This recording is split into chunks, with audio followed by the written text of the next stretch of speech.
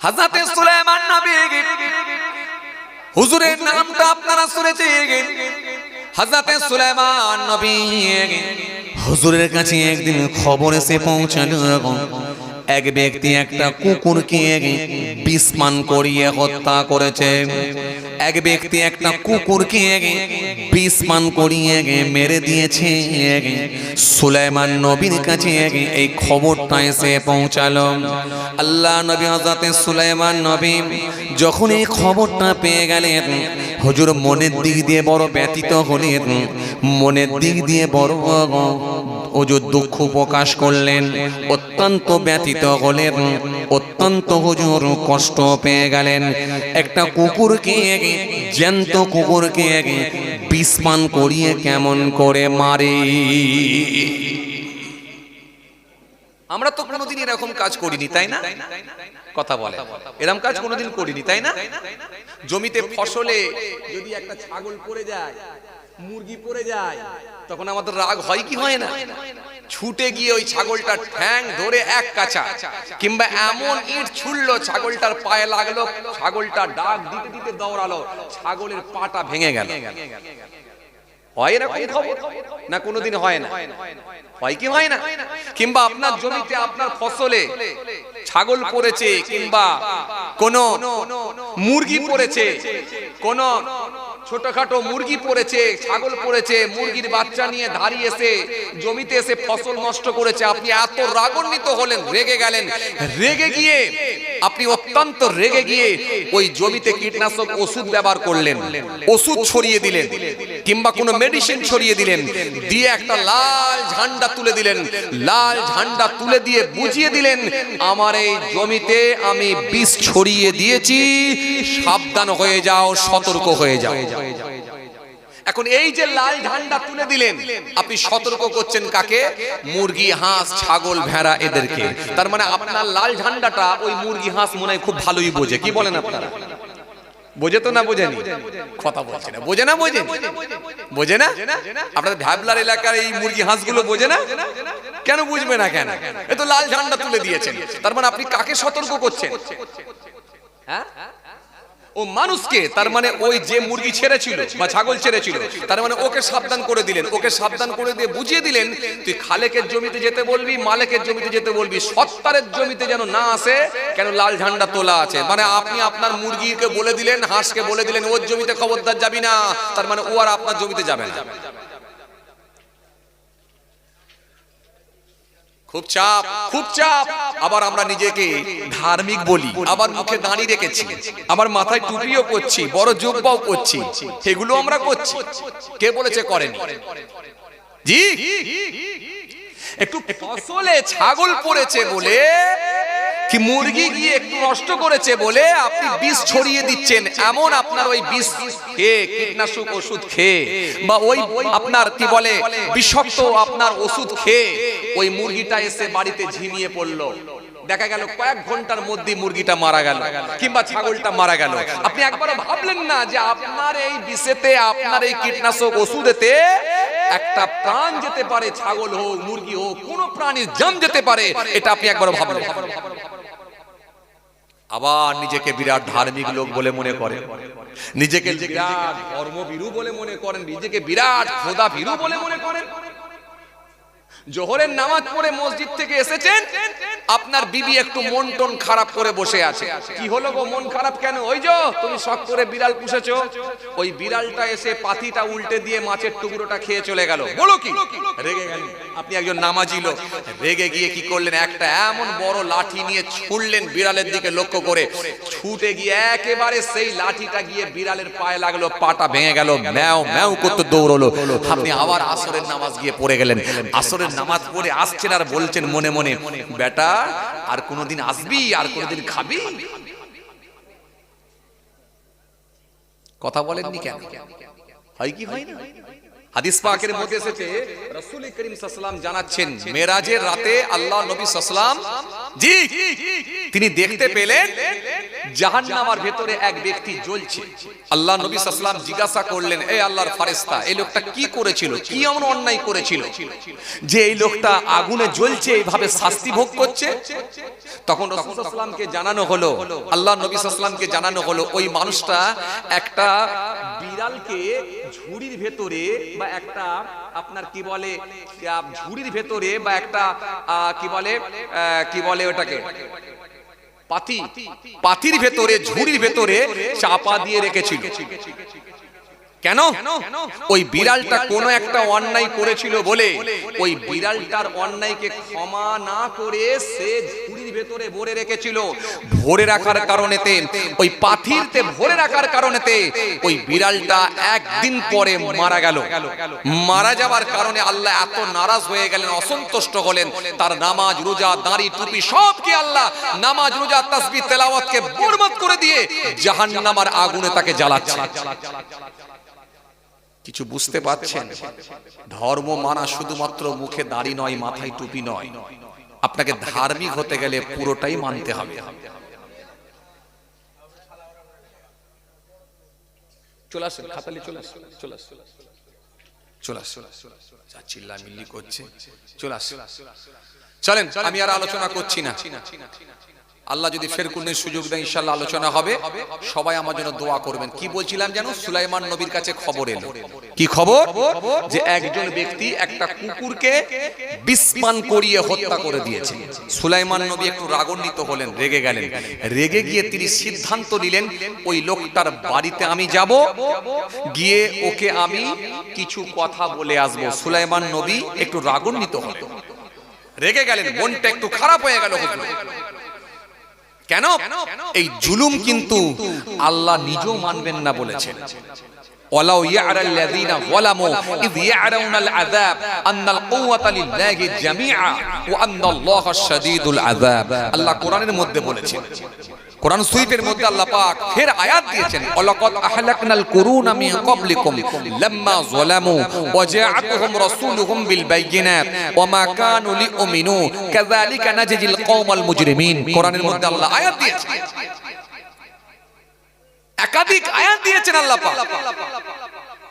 ইন্নাল্লাহা ইয়া'মুরুকুম আন তু'আদ্দুল আমানাতি ইলা আহলিহা ওয়া ইযা হাকামতুম বাইনান নাস আন তাহকুমু বিল আদলি ইন্নাল্লাহা নি'ম্মা ইয়া'iযুকুম বিহি ইন্নাল্লাহা কানা সামিয়াম বাসীরা। একাধিক আয়াত দিয়েছেন আল্লাহ। সুলাইমান নবীর কাছে যখন এই খবর এসে পৌঁছালো একজন লোক একটা কুকুরকে হত্যা করেছে, বিষ পান করিয়ে মেরে দিয়েছে, অত্যন্ত রাগান্বিত হলেন সুলাইমান নবী। রেগে গিয়ে হুজুর সিদ্ধান্ত নিলেন ওই লোকটার বাড়িতে আমি যাব, ওই মানুষটার বাড়িতে আমি যাব। হে তরুণিয়া নওজওয়ান জামাকেরা, ইয়া মাই মুরব্বিরা, বাবারা সুরে কে দেখে হযরত সুলাইমান নবী গুটি গুটি পায়ে ওই মানুষটার বাড়ির দরজার সামনে গিয়ে পৌঁছে গেলেন। দরজার সামনে গিয়ে যখন পৌঁছে গেছে ওই মানুষটা হুজুরকে দেখতে পেলেন। হুজুরকে দেখতে পেয়ে বড় আনন্দিত হলেন, বড় খুশি হয়ে গেলেন। ও আল্লাহ নবী হযরত সুলাইমান, হুজুর আপনি আমার বাড়িতে এসেছেন হুজুর, অত্যন্ত আমি খুশি হয়েছি হুজুর। আমার বাড়িতে একটু আজকে মেহমানদারি করতে হবে হুজুর, আমার বাড়িতে একটু মেহমানদারি করতে হবে। আমি অত্যন্ত আনন্দিত হয়েছি যে আপনি আমার বাড়িতে এসেছেন। সুলাইমান নবী এত বড় একজন নবী ছিলেন এবং বাদশা ছিলেন, তার মধ্যে কোনো অহমিকা ছিল না, কোনো রিয়া ছিল না, কোনো অহংকার ছিল না, কোনো তাকাব্বুর ছিল না। সুলাইমান নবীর সঙ্গে মানুষ খোলা মনে কথা বলতে পারত। সুলাইমান নবীর সঙ্গে মানুষ খোলা মনে, মন খুলে কথা বলার সুযোগ পেত, কারণ সুলাইমান নবীর মধ্যে কোনো অহমিকা ছিল না, কোনো রাগ ছিল না, গুসা ছিল না হুজুরের মধ্যে। কথা কিছু বুঝতে পারছেন বাপ? আর আমাদের আপনাদের সাজে এলাকায় সামান্য ছোটখাটো পাতি নেতার সঙ্গে কথা বলা মুশকিল, কথা বলতে চায় না। ছোটখাটো একটা পাতি নেতার সঙ্গে কথা বলতে গেলে পুরি সর্বনাশ। আগে পারমিশন নিতে হবে, 3টে গেট পার হতে হবে, পিএর সঙ্গে আগে দেখা করতে হবে, গেটম্যান ছাড়লে তবে ভেতরে যেতে পারে, তবে পাতি নেতার কাছে পৌঁছাবে। কথা ঠিক কিনা বলবো? কথা বুঝতে পারছেন? সুলাইমান নবী এত বড় একজন নবী ছিলেন যে তিনার সঙ্গে মানুষ কথা বলতে গেলেও তার মানুষের মধ্যে কোনো ভয় ডর লাগতো না, কোনো ভয় ভীতি ছিল না মানুষের ভেতরে। সুলাইমান নবীকে বলছে, হুজুর বিয়াদবি নেবেন না, আমার বাড়িতে একটু মেহমানদারি করতে হবে আপনাকে। হুজুর বললেন, বাবা মেহমানদারি সেটা পরে আছে, কিন্তু আগে আমি তোমাদের সামনে কিছু কথা বলার জন্য এসেছি। যাও এলাকার মানুষকে অ্যালার্ট করো, ঘোষণা দাও, জানাও, সংবাদ দাও, গোটা এলাকার মানুষকে তোমার এই বাড়ির সামনে খামারে এক জায়গায় জমা করো, আমি সবার সামনে কিছু ঘোষণা দিতে চাই, কিছু অ্যালার্ট করতে চাই, কিছু জানাতে চাই। সুলাইমান নবী যখন এই কথা বলেছেন তখন লোকটি বলল, হুজুর ঠিক আছে, আমি আমার এলাকার মানুষদেরকে একটু সবাইকে জানিয়ে দিচ্ছি, সংবাদ দিচ্ছি। এতরনিয়া নওজওয়ান জামাকেরা, ইয়া মাই মুরব্বিয়ানেরা, বাবারা সুরেকে দেখে ওই মানুষটা ঠিক না থাকতে পেরে এলাকার মানুষদেরকে জানিয়ে দিলেন, বাবারা সুলাইমান নবী এসেছেন, বাবা তোমাদের সঙ্গে কিছু কথোপকথন করবেন, তোমাদের সামনে কিছু বার্তা দেবেন, কিছু ঘোষণা দেবেন, অতি সত্বর তোমরা আমার বাড়ির সামনে চলে এসো। এলাকার মানুষগুলো পাশাপাশির মানুষগুলো এক জায়গায় জমায়েত হলো। আল্লাহ নবী সুলাইমান নবী দাঁড়িয়ে পড়লেন, সবার সামনে দাঁড়িয়ে বললেন, বাবারা শুনে রেখে দাও, বাবারা পাঁচটা প্রাণীকে তোমরা যেন হত্যা করো না বাবা, কেননা পাঁচ প্রকারের প্রাণীকে তোমরা যেন হত্যা করো না, পাঁচ প্রকারের প্রাণীকে তোমরা যেন মেরো না, হত্যা করো না, কেননা কিছু এমন প্রাণী আছে যেগুলো বদদোয়া করলেও আল্লাহর দরবারে কবুল হয়, কিছু এমন প্রাণী আছে যেগুলো দোয়া করলেও কাজ হয়, কবুল হয়। এজন্য আমি সুলাইমান বলে যাই, পাঁচ প্রকারের প্রাণীকে তোমরা যেন কখনো হত্যা করবে না, মারবে না। পাঁচ প্রকারের প্রাণীকে তোমরা যেন কোনোদিন হত্যা করো না, মেরো না, হত্যা করো না, মেরো না। পাঁচ প্রকারের প্রাণীকে বদদোয়া করলেও কবুল হয় আর দোয়া করলেও কবুল হয়। কে বলছে? সুলাইমান নবী। জি, সে অভিশাপ দেবে, বদদোয়া করবে, সেটাও আল্লাহর দরবারে কবুল হবে। এজন্য প্রাণীকে খবরদার যেন মেরো না। পাঁচ প্রকারের প্রাণী সুলাইমান নবী বললেন মেরো না। কি জি? তাহলে প্রাণীর বদদোয়া যদি কবুল হয়, আর আপনার কি মনে হয় মানুষের বদদোয়া কবুল হবে না? মানুষের অভিশাপ কি কবুল হবে না? হাদিস পাকের মধ্যে রাসূলুল্লাহ সাল্লাল্লাহু আলাইহি ওয়াসাল্লাম বললেন, তোমরা মাজলুমের উপরে, তোমরা কারোর উপরে জুলুম করো না, অন্যায় ভাবে কারোর উপর অত্যাচার করো না। কেন মনে রাখো, মাজলুমের সঙ্গে আল্লাহর সম্পর্কটা এত বেড়ে যায়, মাঝখানে কোনো পর্দা থাকে না। একজন মাজলুম ব্যক্তি যখন আল্লাহর দরবারে কেঁদে কেঁদে বলবে, ও রব্বি আল্লাহ, রব্বি মাবুদ, জোর করে আমার বাড়ি ভেঙে দেওয়া হয়েছে, ও রব্বি আল্লাহ, রব্বি মাবুদ, জোর করে আমার জায়গার উপরে চেপে বাড়ি করেছে পাশের লোকটা। এই যে জুলুম, জুলুম, এই জুলুম শব্দের অভিধানিক অর্থ হলো জি অন্ধকার, অত্যাচার, অবিচার, অত্যাচার, নিপীড়ন।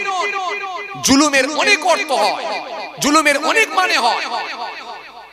সেটা কাউকে পিটিয়ে জুলুম করা হতে পারে, সেটা কাউকে ভাষাগত দিক দিয়ে জুলুম হতে পারে, কোন প্রাণীর উপরে জুলুম হতে পারে, কথার মাধ্যম দিয়ে জুলুম হতে পারে।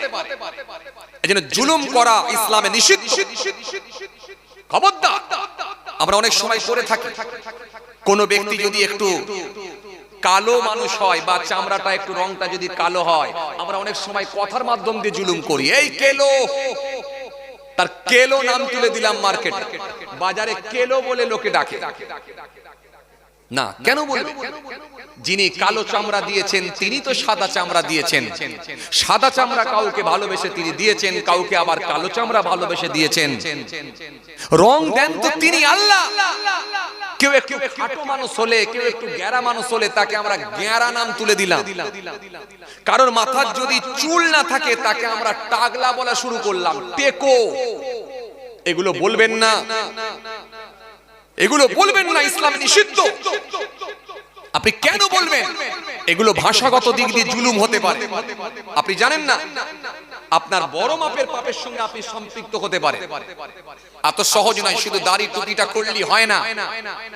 জি, অনেকে আমার নাম দেয় দেখবেন পটল, একটু যদি খাটো মানুষ হয়, মোটা সোটা হয়, তাহলে আবার নাম দিয়ে দেয় পটল। নাউজুবিল্লাহ। কেন বলবেন? তার একটা সুন্দর নাম আছে, সুন্দর নাম ধরে ডাকুন। আপনি পটল বলা চালু করলে আপনার দেখে দেখে আরো 5টা মানুষ বলবে কি বলবে না? সেই মানুষটা কষ্ট পাবে, মনের দিক দিয়ে ব্যথিত হবে। ইসলাম এটা শেখায় না, এটা ভাষার দিক দিয়ে, ভাষাগত দিক দিয়ে জুলুম হলো। এই জুলুম করা থেকেও ইসলাম বিরত থাকতে বলেছে। সুলাইমান নবী সেই সময় বলেন, শোনো, 5 প্রকারের প্রাণীকে তোমরা হত্যা করবে না। এই তো মাশাআল্লাহ। যাক যাক, তাহলে আমি আর সময় নিচ্ছি না, আল্লাহ লিয়েলে আবার আলোচনা হবে ইনশাআল্লাহ, আবার হবে ইনশাআল্লাহ, অন্যদিনে হবে, অন্যদিনে হবে। কেন বলেন তো? চাঁদা পত্রর ব্যাপার তো, ঠান্ডার রাত, শীতের রাত।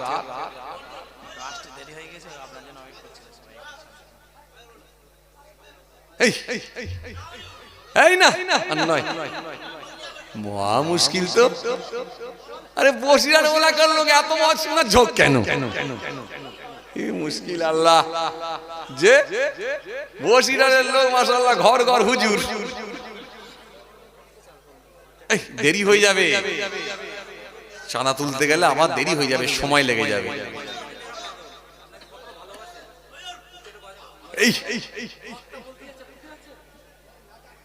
এই তুমি ওরকম করোনি, তোমাকে ক্যামেরায় তুলে নেবে এক্ষুনি ছেলেরা, এক্ষুনি ছবি তুললি তুমি ভাইরাল। বুঝতে পারছো? খালি ক্যামেরাটা ঘুরিয়ে দিলি ভাইরাল হয়ে যাবে। কথা বুঝতে পারছো? বেশি আওয়াজ দিওনি, বিপদ, ভাইরাল হয়ে যাবে এক্ষুনি। সব ক্যামেরার যুগ এখন। আগে চেয়ার নেই তো, কিসে বসবে? কিন্তু চট হলে তবে তো বসতে পারবো, আগে আগে আসতে পারবো। আমি আগে কোথা পাঠাবো? চেয়ার আছে? কোথায় আছে? না, আপনি ভাষাগত দিক দিয়ে কাউকে আক্রমণ করেছেন, এমন মুখ দিয়ে গালি দিয়েছেন, আপনার ক্ষমতা আছে বলে, রাজশক্তি আছে বলে আপনি এমন মানুষকে আপনি কড়া ভাষায় আক্রমণ করলেন, গালি দিলেন, লোকটা আপনার উপর অতিষ্ঠ হয়ে গেল, চোখ দিয়ে পানি ঝরিয়ে ফেললো, কাঁদতে শুরু করলো। এটাও তার উপরে জুলুম। আমরা দেখি অনেক সময় এগুলো হয়।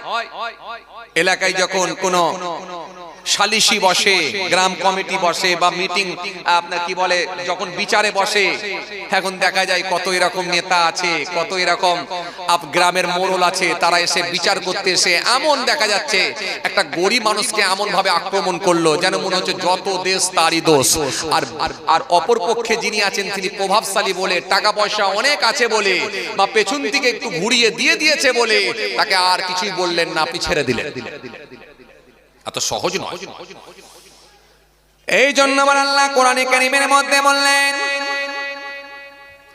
ইন্নাল্লাহা ইয়া'মুরুকুম আন তু'আদ্দুল আমানাতি ইলা আহলিহা ওয়া ইযা হাকামতুম বাইনান নাস আন তাহকুমু বিল আদলি ইন্নাল্লাহা নি'মা ইয়া'iযুকুম বিহি ইন্নাল্লাহা কানা সামিয়াম বাসীরা।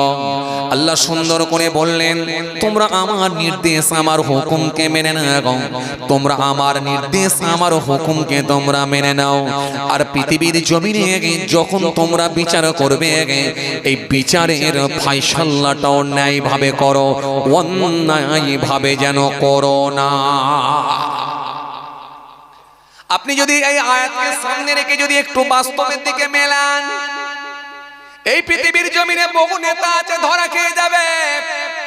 এই পৃথিবীর জমিনে বহু শক্তিশালী বাদশাও আছে, তারা ধরা খেয়ে যাবে। এই পৃথিবীর জমিনে অনেক বাপ ধরা খাবে, এই পৃথিবীর জমিনে অনেক দাদু ধরা খাবে, তার তিনটে ছেলে থাকার কারণে একটা ছেলে ইন্তেকাল হয়ে গেছে, কিন্তু ওই ছেলেটা মারা গেলেও তার একটা সন্তান আছে, পুত্র সন্তান আছে। এই সন্তানটাকে পৃথিবীর জমিনে রেখে দিয়ে মারা গেছে, কিন্তু ওই পুত্র সন্তান যখন একটু বড় হবে সব বুঝতে শিখবে। চাচারা কি করলো, দুইটা চাচা তার বাপকে বুঝিয়ে নিয়ে, অর্থাৎ ওই বাচ্চাটার দাদুকে বুঝালো, বুঝিয়ে বলল যে কোনো উপায়ে ওই ভাবিকে ওই বাচ্চাকে বাপের বাড়ি পাঠাতে হবে। দাদু তখন ওই তার পোতার মাকে ওই বৌমার উপরে নির্যাতন শুরু করলো। ওই বৌমাটা তখন কাঁদতে লাগলো, ওই বৌমাটা তখন কাঁদতে কাঁদতে আল্লাহ দরবারে বলতে লাগলেন, মালিক আজকে যদি আমার স্বামী বেঁচে থাকতো তাহলে এই বাড়ি আমাকে ছাড়তে হতো না, আজকে মালিক আমাকে এই বাড়ি ছেড়ে চলে যেতে হয়। মালিক ও আমার আল্লাহ, আমার শ্বশুর কি এই বাচ্চাটার মুখের দিকেও তাকালো না? ঝরঝর ঝরঝর ঝরঝর করে কাঁদতে লাগে। ও মুসলমান শুনে রাখেন, ওই ছোট বাচ্চাটাকে কোলে করে নিয়ে বুকে করে নিয়ে সে বাপের বাড়ি যেতে বাধ্য হয়ে যায়। কিন্তু কাল কিয়ামতের ময়দানে, হাসরের ময়দানে এরকম দাদুও কিন্তু আল্লাহর দরবারে গ্রেফতার হয়ে যাবে, যারা পৃথিবীর জমিনে ন্যায় বিচার হক ভাবে বিচার করতে পারে না। অথচ এদের দাড়ি ছিল, টুপি ছিল, এদের জুব্বা ছিল, নামাজ ছিল, খালি ন্যায় বিচার না করতে পারার কারণে আল্লাহর দরবারে গ্রেফতার হবে। কথা কিছু বুঝতে পারছেন? এই জন্য দেখতে হবে কোন দিক দিয়ে যেন জুলুম না হয়। ভাষাগত দিক দিয়ে হতে পারে, কথাবার্তার ধরনে হতে পারে, ক্ষমতার জোরে হতে পারে। এটা কিন্তু ইসলাম আপনাকে শিখিয়েছে, আল্লাহ শিখিয়েছেন, আমি ছেড়ে দেবো না, ছেড়ে দেবো না। এই জন্য সুলাইমান নবী বললেন, তোমার মেহমানদারি পরে হবে, আগে এলাকার মানুষদেরকে ডাকো। মনে আছে তো আপনাদের? এটা বলতে বলতে চলে এলাম। হুজুর একটু মেহমানদারি আপনাকে করতে হবে। এই মেহমানদারি এটাও ইসলাম শিখিয়েছে। নবী মুসা একদিন আল্লাহকে বলেছেন, আল্লাহ যখন করো কোনো ব্যক্তির উপরে আপনি খুশি হন কি দেন?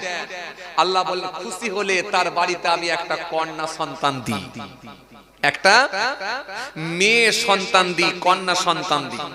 আমরা কতটা অজ্ঞ হলে এগুলো পারি, কতটা মূর্খ হলে পারি। কন্যা সন্তান হলেও আমরা বেজার হয়, নারাজ হয়। আছে না?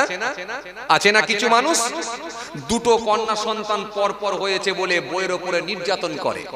এমন স্বামী আছে না? নাই আছে, নিজের বিবিকে পর্যন্ত ডিভোর্স দিয়ে দেয়, তালাক দিয়ে দেয়, দুটো কন্যা সন্তানের জননী মা হয়েছে বলে। যেন মনে হচ্ছে এই কন্যা সন্তান আর পুত্র সন্তান এটা মনে হচ্ছে যেন তার বিবির উপরে ডিপেন্ড করে। আসলে কিন্তু না, দেওয়ার মালিক আল্লাহ। মনে রাখবেন, এই দেওয়ার মালিক আল্লাহ। আর কন্যা সন্তান হলে আপনি আনন্দের সঙ্গে গ্রহণ করেন, আল্লাহ খুশি হয়েছে বলেই আপনাকে কন্যা সন্তান দিয়েছে। মুসা সালাম জিজ্ঞাসা করেন, আল্লাহ যখন কারোর উপরে খুশি হন কি দেন? আল্লাহ বলেন, খুশি হলে আমি তাকে একটা কন্যা সন্তান দান করি, একটা মেয়ে সন্তান হয় তার বাড়িতে। মেয়ে সন্তান হলে আমরা বেজা। কথা বলেন, দুটো মেয়ে হয়েছে, মুখ শুকিয়ে গেছে, আছে না? নাই জি, পরপর তিনটে মেয়ে হয়েছে, মুখ শুকিয়ে গেছে, রাগ রেগে গিয়ে চায়ের দোকানে বসে আছে, মুখ ফুক ভুদা করে বসে আছে, একদম মুখে হাসি টাসি কিছু নেই, ঝিমিয়ে বসে আছে। পাড়ার ছেলেরা বন্ধুরা ওই রাস্তা দিয়ে যাচ্ছে, যেতে যেতে বলছে, দেখতে পেয়ে বলছে, কি হলো বন্ধু, এরকম ঝিমিয়ে চায়ের দোকানে বসে আছিস কেন? অনেকক্ষণ ধরে তোকে দেখছি, তোর মুখে হাসি টাসি নেই, ব্যাপারটা কি? তোর মন টন খারাপ করে বলে, জানিস আর কি বলবো, তোর ভাবির আমার মেয়ে হয়েছে। মন খারাপ, তোর ভাবির মেয়ে হয়েছে। আবার ওই ছেলেটাই 3 বছর পরে ওই চায়ের দোকানে বসে ডবল পান একসঙ্গে ঢুকিয়েছে, দুটো পান একসঙ্গে মুখে দিয়ে আর মুখ নাড়াতে পারে না, হব হব করছে। পাড়ার ছেলে দিকে দেখতে পাচ্ছে, বন্ধু দিকে দেখতে পাচ্ছে, বন্ধু কি খাবি বল, কি খাবি বল বন্ধু। তখন বলছে, কি ব্যাপার বল দেখি? আরে কি খাবি বল না, চা খাবি, কোল্ড ড্রিঙ্কস খাবি, সন্দেশ খাবি, আরে রাজভোগ খাবি, কি খাবি বল না খালি। তখন বলছে, কি ব্যাপার বল দেখি, তোর মনে আজকে এত আনন্দ কিসের? তখন বুকটা চাপড়ে বলছে, আমার একটা ছেলে হয়েছে। কথা মনে বুঝতে পারেন? তার মানে ছেলে হলে এর হয় আর মেয়ে হলে ভাবির হয়। কথা বুঝতে পারছেন? তার মানে কতটা মূর্খ, কতটা অজ্ঞ। তার মানে ওকে কি দিয়ে মারা দরকার বলেন দেখিনি? কাঁচা সরু কঞ্চি। বোঝেন আপনারা? ছোটবেলায় দেখেছেন প্রাইমারি স্কুলের বাচ্চাদেরকে আনন্দ দেওয়ার জন্য এবং মানুষকে আনন্দ দেওয়ার জন্য অনেক সময় আমরা ছোটবেলায় দেখতাম, বলতো যেমন খুশি সাজো। তার মানে যে যেমন করে খুশি সেজে মানুষকে আনন্দ দেবে, মানুষ আনন্দ উপভোগ করবে, যেমন খুশি সাজো। কথা বুঝছেন না? আর একে কিভাবে পেটাতে হবে জানেন? সরু কঞ্চি 4-5 জন মিলে হাতে নিয়ে বলতে হবে যেমন খুশি মারো। কথা বুঝতে পারছেন না? এই যেমন খুশি মারো যদি বলা হয় তবে ব্যাটা ঠান্ডা হবে। বদমাইশি করার জায়গা পাওনি। কন্যা সন্তান হলে বেজার, আর ছেলে হলে বিরাট খুশি। আমি বলি ছেলে নয় রে বেটা, শোন, লাঠি হয়েছে লাঠি। তোকে পেটাবার জন্য একটা যন্ত্র তৈরি হয়েছে, লাঠি। তবে হ্যাঁ, সব ছেলে নয় আলহামদুলিল্লাহ। ধর্মীয় শিক্ষা যদি দিতে পারে, কোরআন হাদিসের শিক্ষা যদি থাকে, হ্যাঁ আলহামদুলিল্লাহ, বুড়ো বয়সে তাহলে বাড়িতে বসে বসে খেতে পাবে। আর না হলে বুড়ো বয়সে আবার অনেক বাপেরাও জানে ছেলের ভাত পায় না, মেয়ের বাড়ি চলে যায় গোনা গোনা। আছে না? নাই জি, মেয়ের বাড়ি চলে যায়। মেয়ের বাড়ি গেলে একটু, মেয়ের বাড়িতে গেলে অনেকটা একটু যেন মনের দিক দিয়ে আনন্দ পায়। এই জন্য মেয়ে আছে ভাগ্যবান মনে করে। মুসা সালাম বলে, আল্লাহ খুশি হলে কি দেন? আল্লাহ বলছে খুশি হলে তার বাড়িতে আমি একটা কন্যা সন্তান দিই। মুসা সালাম বলছে এরপরে যখন খুশি হন কি দেন? আল্লাহ বলছে এরপরে যখন খুশি হয় আমি আল্লাহ খুশি হলে তার বাড়িতে মেহমান পাঠাই, অতিথি পাঠাই। অতিথি মেহমান এলেও আমরা বেজার, নারাজ। 12:30টার সময় যদি মেহমান এসে যায়, মাথাটা একটু চুলকে দিয়ে বলছে টাইম টেবিলের জ্ঞান নেই, যখন তখন এলি হলো। আছে না নাই? আরে কথা বলছেন না কেন? আছে না নাই? এরকম আছে না নাই? আরে বাবা, মেহমান এসছে তো কি হয়েছে, এক গিলাস লেবু পানি শরবত করে দেন না। সাদা ভাত হয়েছে, ঘরোয়া তরকারি হয়েছে, আপনি বলেন ভাই এক মুঠো খেয়ে যাবেন, আমার রেডি আছে সব। সাদা ভাত, ঘরোয়া তরকারি যা হয়েছে সেটাই দেবো, অন্য আপনার জন্য এক্সট্রা কিছু হচ্ছে না, যেটা বাড়িতে ছিল সেটাই হয়েছে। যদি সে টাইম থাকে খেয়ে যাবে, আর টাইম না থাকলে বলবে না ভাই আপনি শরবতটা খাইয়েছেন, এটি আলহামদুলিল্লাহ, আল্লাহ করলে কোনোদিন খাবো। মনের দিক দিয়ে সে দোয়া করতে করতে আপনার জন্য যাবে। আর আমরা তো এত চালাক, খাই রে হাই, গেটের বাইরে পার করে দিয়ে বলছি একটু খেয়ে গেলে হতো তো। কথা বলে না, এরকম লোক নেই? বিশাল চালাক, সব জায়গায় চালাক। একটা ডাক্তারখানায় গেলেও লাইনের আগে ঢুকে যাবে। কথা বলে না। একটা এটিএম এ টাকা তুলতে গিয়ে বলে ভাই তুমি কোন বাসে করে এলে বলো তো? বলে আমি তো এই 16-20 বাস দৌড়িয়ে এলাম। ও বাসটা আজকে খুব কম চলছে বুঝলে। কথা বলতে বলতে ওকে পিছনে ফেলে দিয়ে আগিয়ে চলে গেল। মারাত্মক জিনিস রে ভাই, ইয়ে মানুষ যে কি ডেঞ্জার, পুরি সর্বনাশ। এই জন্য যে যত বেশি চালাক হবে সে তত বেশি মার খাবে আল্লাহর দরবারে, তত বেশি মার খাবে যে যত বেশি চালাক হবে। আর খুব সহজ সরল ভাবে যে জীবন যাপন করবে, মানুষ তাকে ঠকিয়েছে কিন্তু সে ঠকে গেছে, কাউকে ঠকায়নি। চেষ্টা করেছে যাতে করে না ঠকি, কিন্তু তারপরও ঠকেছে কিন্তু কাউকে ঠকায়নি। সহজ ভাবে জীবন যাপন করেছে, আল্লাহর কাছে খুব সহজে জান্নাতে যাবে। আর যত বেশি চালাকি করবে, যত বেশি বদমাইশি করবে, তত বেশি আল্লাহর কাছে মার খাবে। চালাকিটা বুঝতে পারছেন? কিছু কিছু লোক নিজেকে বিরাট চালাক মনে করে। বিচার করতে এসেছে, সালিসি বসেছে, সেখানে এসে যখন লোকটা হাউমাউ করে কাঁদছে, বলছে যাক কি করবি, আর যাক অন্যায় করে ফেলেছে, যাক ছেড়ে দে ছেড়ে দে। সে বেচারা মন টন খুশি হয়ে চলে গেল। ও বাবা, ও লোক ফের পঞ্চায়েতে গিয়ে বলছে ছেড়ে কি দিবি রে, আছলা বাঁশ দিয়ে দে, 20,000 টাকা জরিমানা কর। দুদিন পরে দেখা যাচ্ছে আবার তাকে ফোন করে বলছে ভাই একটু পঞ্চায়েতে এসে দেখা করবে, নেতা বাবু বলে দিয়েছে একটু পঞ্চায়েতে এসে দেখা করতে হবে। তার মানে এ হচ্ছে সামনে একরকম, পেছনে এটাই হচ্ছে মুনাফিকের আলামত। ওয়াইযা লাকুল্লাযীনা আমানু ক্বালু আমান্না ওয়াইযা খালাউ ইলা শায়াতিনহিম ক্বালু ইন্না মাআকুম ইন্নামা নাহনু মুস্তাহজিউন। আল্লাহ বলে দিয়েছে ছাড়বো না আমি। চলেন ভাইরা আমার, বলতে গিয়ে সময় লেগে যাচ্ছে, যে কথা বলতে বলতে চলে এসেছিলাম। আর হুজুর বললেন, বাবা আগে এলাকার মানুষগুলোকে এক জায়গায় জমা করো। মনে আছে আপনাদের? মনে আছে? এক জায়গায় জমা করো।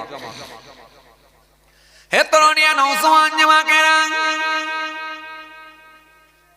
হে আমার মুরব্বিরা, বাবা রাসূলকে দেখি কিতাবের মধ্যে পাওয়া যায় হযরত সুলাইমান নবী সে মানুষগুলো যখন এক জায়গায় জমা হয়ে গেল, আল্লাহ নবী হযরত সুলাইমান নবী তাদের সামনে গিয়ে দাঁড়িয়ে গেলেন।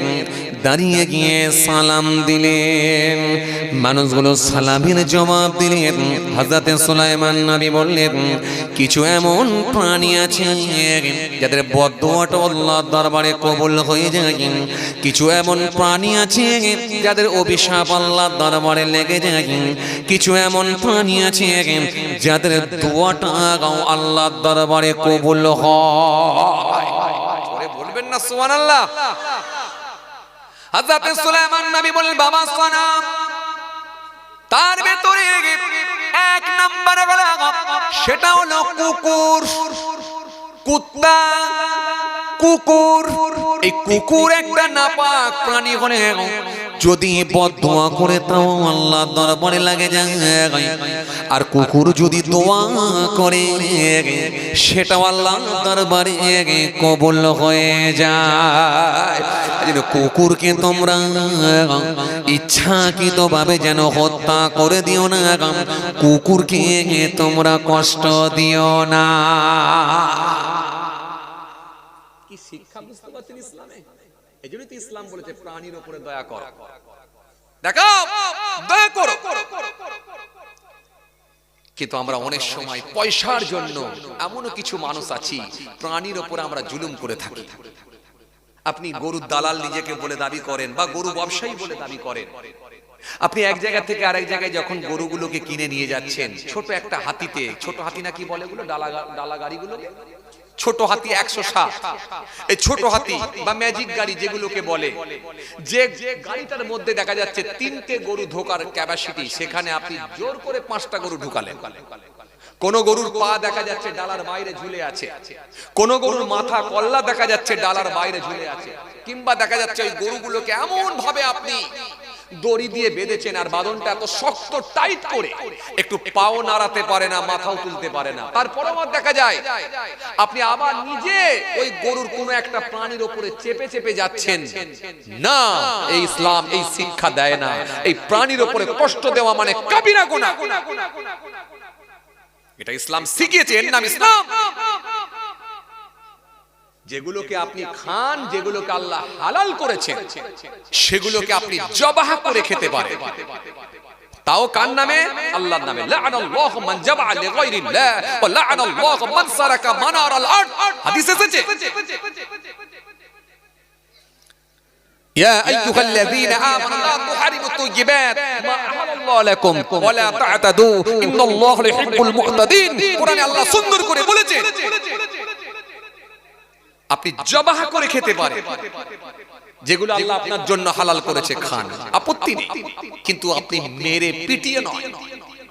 কিছু মানুষ তারা দেখি প্রাণীকে পিটিয়ে পিটিয়ে মারে, বড় কষ্ট লাগে, বড় কষ্ট লাগে। এই রকম করে কল্লা ধরেছে, এই লাঠির বাড়ি মার তো মার, ফাটাফাট করে মারছে মুরগিটার উপরে, ফাটাফাট করে মারছে, মেরে পিটিয়ে পিটিয়ে গরম পানিতে দিয়ে দিল, মুহূর্তের মধ্যে শেষ।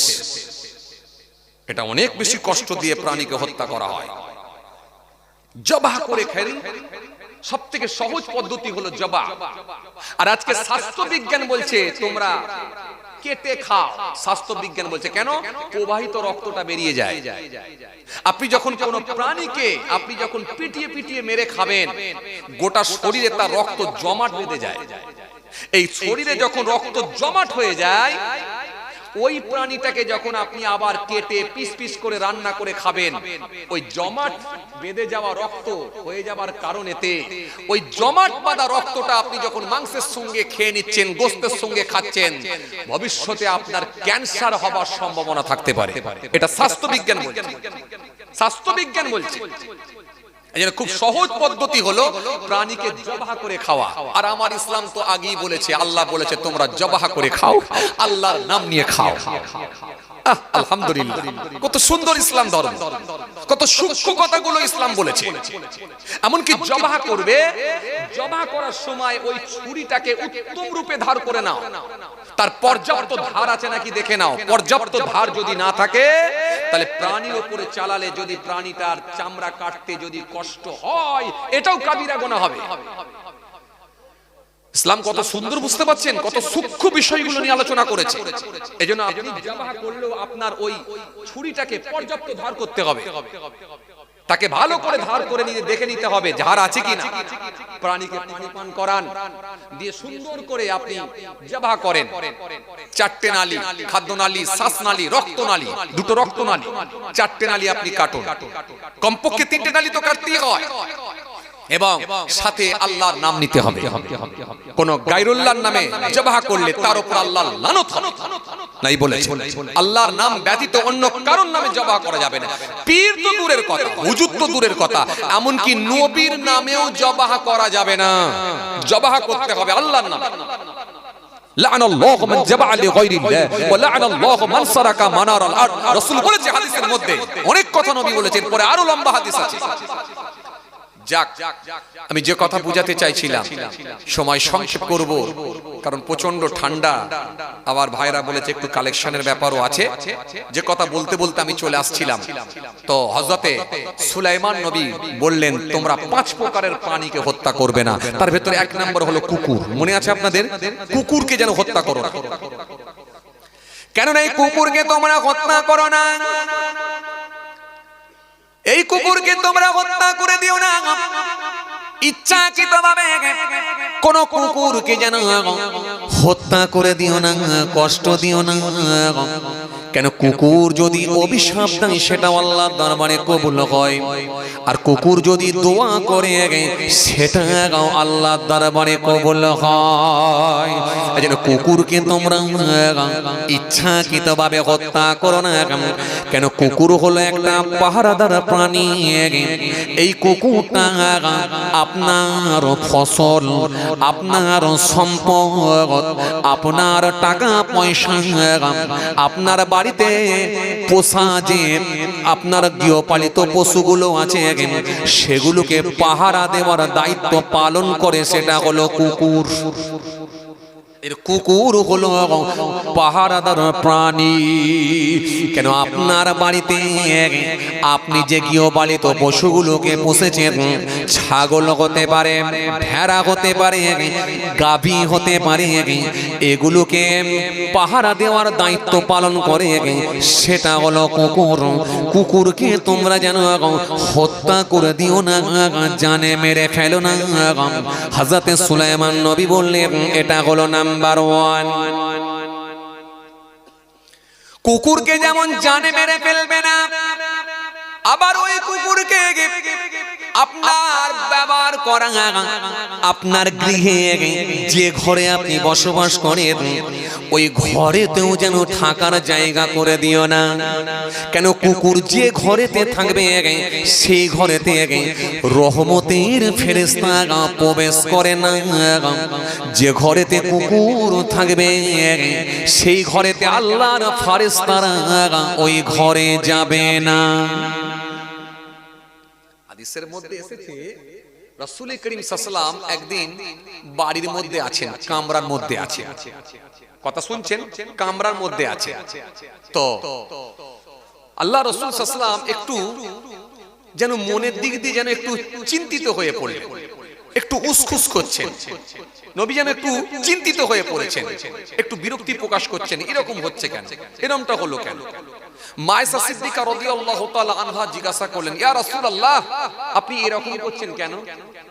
আল্লাহ রাসূল সাল্লাল্লাহু আলাইহি ওয়াসাল্লাম বললেন, দেখো এই সময়ে হযরতে জিবরাইল ফেরেশতা আসার কথা ছিল, তো জিবরাইল ফেরেশতা আসেনি, তাই আমি চিন্তিত হয়ে পড়লাম কেন এলো না। ফেরেশতার ওয়াদা তো মিস হয় না, ফেরেশতার ওয়াদা আল্লাহর ওয়াদা মিস হবে না, নবীদের ওয়াদা মিস হবে না। ওয়াদা মিস করতে পারি আমরা সাধারণ মানুষ, এই জন্য তো মুনাফিকের সঙ্গে অনেক মানুষের মিলে যাবে, মুনাফিকের আলামতগুলো মানুষের ভিতরে থাকবে। এই জন্য হাদিসে এসেছে, রাসূল বলেছেন ক্বালা আয়াতুল মুনাফিকি সালাসা ইযা হাদাসা কাযাবা ওয়া ইযা ওয়া'আদা আখলাফা ওয়া ইযা তুমিনা খান। মুনাফিকের তিনটা আলামত, তার মধ্যে একটা হলো ইযা হাদাসা কাযাবা, সে যখন কথা বলবে মিথ্যা হবে। কথা বললে কথা বলে না, কথা বললে কি বলবে? মিথ্যা বলবে। এটা হলো প্রথম আলামত। কথা বলে এত টক আম খাটার ডাল করে খাওয়া যায় না, আর লোক কিনতে গেলে বলছে হিমসাগর ভাই একবার দিলে সব খেতে ইচ্ছা করছে। কথা বলে এই লোক নেই তো সমাজে? কথা বলেন এই লোক নেই তো? আছে না নাই? আপেলের গায়ে যে জায়গাটা দাগ লেগেছে, যে জায়গাটা পছন্দ ধরেছে, সেই জায়গাটা ফল দোকানদার নিজের দিকে ঘুরিয়ে রেখেছে, আর যে জায়গাটা পরিষ্কার আছে একেবারে চকচক করছে স্বচ্ছ আছে সেটা কাস্টমারের দিকে দিয়েছে, দিয়ে বলছে ভাই একদম তাজা, খালি পানির ঝাপটা। আরে কথা বলেন এখানে এই লোক নেই। অন্যান্য জায়গায় আছে, আপনাদের ভাবলা তো মাশাআল্লাহ নাম করা, কি বলেন? সারা এলাকা খুঁজলে মনে হয় একটা বিড়িখোরও পাওয়া যাবে না, কি বলেন আপনি? একদম চাচা বলেছে একদম। যাওয়ার সময় বাম হাতে বিরিয়ানি আর ডান হাতে লাল বাতি। জলসা ভালো হচ্ছিল, কিন্তু রাত হয়ে গেল গো। আর রেল লাইনের ধারে কি ঠান্ডা, অনেকটা রাত হয়ে গেল। এত রাতে কি আর তোমার চাচি জেগে আছে নাকি কি জানি। এখন আবার যদি বিরিয়ানি খেতে তুলি তাহলে আবার গাল খেতে হবে। যাক আর তুলবুনি, ঘাঁটাবুনি, তোমার চাচি খুব রাগি লোক, এমনি তুললি ঘেঁটে গেলি বিপদ, গালাগালি খেতে হবে। যাক যা আছে বিরিয়ানি নিয়ে যে ফ্রিজের উপর রেখে দেবো, ভালো থাকলে সকালে খাবে, পচে গেলে আর কি করবে? ওই যে হুজুর কুকুরের ওয়াজ করলো, কুকুরকে খাইয়ে দেবে। এখন ধোঁয়া ওপর দিকে উঠছে, হুজুরের ওয়াজ ওপর দিকে উঠছে, ওপর দিকে বেরিয়ে গেল। আল্লাহ, যে পরিস্থিতি খুব খারাপ, খুব খারাপ। নকল মালের ওপরে লেখা আছে নকল হইতে সাবধান। আসল আর চিনবেন কোথায়? আসল কই? আসল কই? যে আপেলটা পচে গেছে সে আপেলটা নিজের দিকে ঘুরিয়েছে, ঘুরিয়ে দিয়ে আর লোককে বুঝাচ্ছে টাটকা আপেল। এজন্য রাসূল বললেন এটা হলো মুনাফিকের আলামত, মানুষকে ঠকিয়ে দেয়। এখানে একরকম, ওখানে একরকম, এই যে দুরকম, ভিতরে একরকম বাইরে একরকম, এটা মুনাফিকের আলামত। হাদিসে এসেছে রাসূল বলছেন আলামত তিনটে হবে। এক নম্বরে সে কথা বললে মিথ্যা বলবে, আর কি ওয়াদা দিলে পূরণ করবেন, ওয়াদা দিলে পূরণ করবেন। মুদিখানার দোকানে 4000 টাকা ধার খেয়ে এসেছে, আমি দেবন, ছেলে পাঠালে টাকা দিয়ে দেবো। তুমি টেনশন করছো কেন? 12 তারিখে আসছি। 12 তারিখ হয়ে 14 তারিখ হয়ে 15 তারিখ হয়ে গেল। কি হলো চাচা, টাকাটা দেন। বলুনি গো, আমি তোমাকে ফোন করতে ভুলে গেছি গো, ফোনটা আমারই করা দরকার ছিল গো। আর বলুনি, ছেলে একটু অসুবিধায় পড়ে গেছে বুঝলে, ওই কোম্পানি টাকা দেয় না, 27 তারিখ করে পাঠায় বলেছে, তো 27 তারিখে তোমার টাকা আমি দিয়ে আসছি। আবার 27 গেল, 28 গেল, 29 গেল, 30 গেল, 1 তারিখ, 2 তারিখ। চাচা কি হলো গো, তুমি যে বললে টাকা দিয়ে, ফোন করতে ভুলে গেছি গো। আর বলুনি বড় বিপদে পড়ে গেছি ভাই। কি হয়েছে? আরে হঠাৎ করে না বিআইটা মারা গেছে, আমি বিআই বাড়ি আছি। সবই মিথ্যা চলছে। তাহলে একটা ধার খেয়ে পয়সা দুগুনি বা ডিটেন করব বলে কত মিথ্যা তাকে বলতে হচ্ছে, সবই কিন্তু মিথ্যে। আবার সেই চাচাটা দাঁড়িয়ে রেখে আমার নামাজও পড়ছে। সব মুনাফিকের আলামত। আর 3 নম্বরে নবী কি বললেন? তৃতীয় নম্বরে বললেন আমানতের খেয়ানত করবে। এই তিনটে যদি মিলে যায় থাকবে কোথায়? জাহান্নামের নিম্ন স্থানে। ইন্নাল মুনাফিকিনা ফিদ দারকি আসফালি মিনান নার ওয়ালান নাসীরা। আল্লাহ বলছেন তাদের সাহায্যকারী কেউ হবে না, এরা থাকবে জাহান্নামের নিম্ন স্থানে, জাহান্নামের নিচে। কি গো কচি, তাই তো নাকি? কচিগুলো ভালো হাফেজি মাদ্রাসায় পড়ে, ওই জন্য মাঝে মাঝে আমাকে একটু সাথ দিচ্ছে বলে ওই জন্য ওদেরকে বলতে বলছি। ভালো মাঝে মাঝে সাথ দিচ্ছে। তবে ও অনেক দূর পর্যন্ত যায় না এখন মনে হচ্ছে, তাই তো?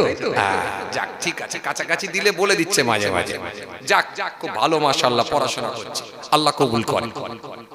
চলেন, কি বলতে বলতে চলে এলাম জানো ভাই? কি বলতে বলতে চলে এলাম মনে?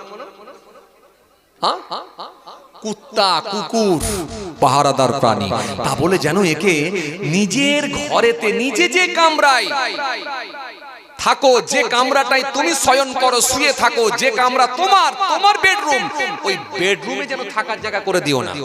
এটা বলছিলাম, বলতে এসেছিলাম কি আল্লাহ রাসূল সাল্লাল্লাহু আলাইহি ওয়াসাল্লাম বললেন, আয়েশা জিবরাইল আসার কথা ছিল, এই মনে আছে আপনাদের? জিবরাইল ফেরেশতা আসার কথা ছিল, আসেনি। জিবরাইল ফেরেশতা তো ওয়াদা এরকম ভঙ্গ হওয়ার কথা নয়। তাই আমি রাসূল বড় চিন্তিত হয়ে পড়েছি যে আসেনি কেন, কি কারণে আসছে না। এজন্য আমি একটু চিন্তিত, আমার একটু মনটা খারাপ, আমি একটু চিন্তিত, আসছে না কেন। কিছুক্ষণের মধ্যেই দেখা যায় ওই যে রুমের মধ্যে রাসূলুল্লাহ ছিলেন, ওই রুমের খাটের নিচে বা তক্তপোষের নিচে বা ওই রুমের নিচে থেকে একটা কুকুরের বাচ্চা দেখা গেল। যেই কুকুরের বাচ্চাটা দেখা গেল, আল্লাহ রাসূল সাল্লাল্লাহু আলাইহি ওয়াসাল্লাম বলে, আয়েশা এই কুকুরের বাচ্চাটাকে তাড়াও, মেরুনি আস্তে করে তাড়িয়ে বার করে দাও। ও এই বাচ্চাটা ঢুকলো কি করে কুকুরের বাচ্চাটা? বলে যেই ওই বাচ্চাটাকে তাড়িয়ে দেওয়া হলো, কুকুরের বাচ্চা বাইরে চলে গেল, হযরত জিবরাইল ফেরেশতা এসে হাজির হয়ে গেলেন। জোরে বলতে পারেন না? ভাই জিবরাইল কি ব্যাপার, এত লেট করলেন? ইয়া রাসূলুল্লাহ, লেট আমি করিনি হুজুর, ওই বাড়িতে কামরার ভেতরে কুকুরের বাচ্চা কিভাবে ঢুকে গিয়েছিল, এজন্য আমি জিবরাইল আসতে পারছিলাম না হুজুর, খুব পেরেশানির মধ্যে পড়েছিলাম। যেই বাচ্চাটা কুকুরের বাচ্চাটা বেরিয়ে গেল, আমি আপনার কামরার মধ্যে চলে এলাম হুজুর। এজন্য রহমতের ফেরেশতা আসবে না যদি কামরার ভেতরে থাকে। আবার কিছু মুসলমান বোঝে না, তারা এখন বড় লোকি স্টাইল দেখানোর জন্য ডিসেম্বর মাস, জানুয়ারি মাস কুকুরকে এখন গাড়িতে, কুকুরকে এখন হাঁড়িতে, কুকুরকে এখন ঘরেতে সব নিয়ে ঘুরে বেড়ায়। আবার কুকুরের আবার অন্য ধরনের কুকুর, বড় বড় লোমওয়ালা কুকুর, অ্যালসেশন কুকুর আছে না নাই? ভ্যাবলা স্টেশনে দাঁড়াবে, দাঁড়িয়ে কুকুরের গলার বেল্ট ধরে যখন দড়ি ধরে একটু টেনে টেনে নিয়ে ঘোরাবে না, তখন লোকে গরিব মানুষগুলো দেখে বলবে, ওহ বড় লোক যাচ্ছে রে, বেড়াতে বেরিয়েছে বড় লোক। जी गाय के दो की कुत्तों की लबे बचरा रगे बोका, साला को मिले गोश्त रोटी, बाप को ना मिले सौका, बीबी के लेके सिनेमा जाबे, माँ के बनाबे दासिएगी, एक काली की भांग देख के दिल में लगे हंसी, सच्चा बोले लट्ठा मारे, झूठा जग में भी काबे, बोरस भी के गली गली सोरा बैठ के भी काबे, मानी होबे अपमान, गुनी होबे दोषिएगी, सत्य जाबे निर्वासन, मिथ्या होबे बेसिएगी, लज्जा উড়বে আকাশেতে, শরম খাবে ধাত, যাতে উঠবে অজাতেরা থাকবে না আর মান, জ্ঞানীরা চুপসে যাবে জ্ঞানহীনদের কাছে, কথাগুলো বিদ্বানেরা সত্যি বলে গেছে। কথা বলে লোমওয়ালা কুকুর নিয়ে যাচ্ছে গাড়ির ভেতরে, ভ্যাবলা স্টেশনে নেমে যখন নিয়ে বেরিয়েছে, গাড়ির ভেতরে চি চি করে বাচ্চাটা কাঁদছে, তার দিকে কোনো ভ্রুক্ষেপই নেই। এখন কুকুর নিয়ে ব্যস্ত। সমাজে এমন কিছু মানুষ আছে না নাই? গাই দুধ দহন করে নিয়ে পাড়ায় পাড়ায় ঘুরছে, দুধ নেবে গা, দুধ নেবে গা, দুধ নেবে গা, কেনার লোক নাই। আর বসিরহাট স্টেশনের পাশে কি ভ্যাবলা স্টেশনের পাশে মদের দোকান ওপেন খুলে একেবারে কোলাপসিয়াল গেট লাগিয়ে দিয়ে এসি রুমের ভেতরে একেবারে ভালো হুইল চেয়ারে বসে আছে, লোক লাইন দিয়ে মদ কিনে নিয়ে যাচ্ছে। টিকিট কাউন্টারে যেমন টিকিট কাটে, মদের কাউন্টারে গিয়ে ওরা মদ কেনার জন্য লাইন দিয়েছে। কথা ঠিক কিনা বলবো? আসল জিনিস মানুষ নেবে না। মানুষ অন্যরকম হয়ে গেছে, তাদের রুচি অন্যরকম, চিন্তাধারা অন্যরকম, ভাবনা অন্যরকম, যার কারণেই এই অবস্থা। মানুষ যদি সব একরকম হতো আর ভালো দিকটা বেছে নিত, তাহলে এই সমাজ আরো পরিবর্তন হতো। কি কথা ঠিক কিনা বলবো? হে তরুণী নওজওয়ান জামাকেরা, হে ভাই মুরব্বিরা, বাবারা সুরে কে দেবে সংক্ষেপে বলে, হযরত সুলাইমান নবী বললেন, কুকুরকে তাহলে তোমরা হত্যা করো না, কুকুরকে যেন মেরো না। দ্বিতীয় নাম্বার হলো কবুতরকে তোমরা যেন হত্যা করবে না, কবুতরকে তোমরা যেন মেরে দিও না। কেন কবুতরকে না মারার একটা কারণ আছে। কবুতরকে তোমরা হত্যা করবে না, কবুতরকে তোমরা মেরো না। আমি সুলাইমান বলি কুকুরকে যেন তোমরা হত্যা করো না। দ্বিতীয় নম্বরে কবুতরকে তোমরা, পায়রাকে যেন হত্যা করো না, পায়রাকে মেরো না। পায়রা বোঝেন তো আপনারা? কোনদিন কি পায়রার গোশত খেয়েছেন নাকি? খেয়েছেন? হ্যাঁ, চাচা বলছে অনেকে খেয়েছে, আমি খাইনি। চাচা খাননি না? আমিও খেতে পারিনি ভাই। যদিও হালাল খাবার, হালাল নয় যেটা। দেরি হয়ে যাচ্ছে নাকি? দেরি হয়ে যাচ্ছে, ছেড়ে দিই। হ্যাঁ, আল্লাহ করলে হবে ইনশাআল্লাহ। বলতে গেলে ফের দেরি হয়ে যাবে, কথা বুঝে আসছে। এই একটা একটা করে বললে আবার দেরি হয়ে যাবে, সময় কম, বুঝতেই পাচ্ছেন।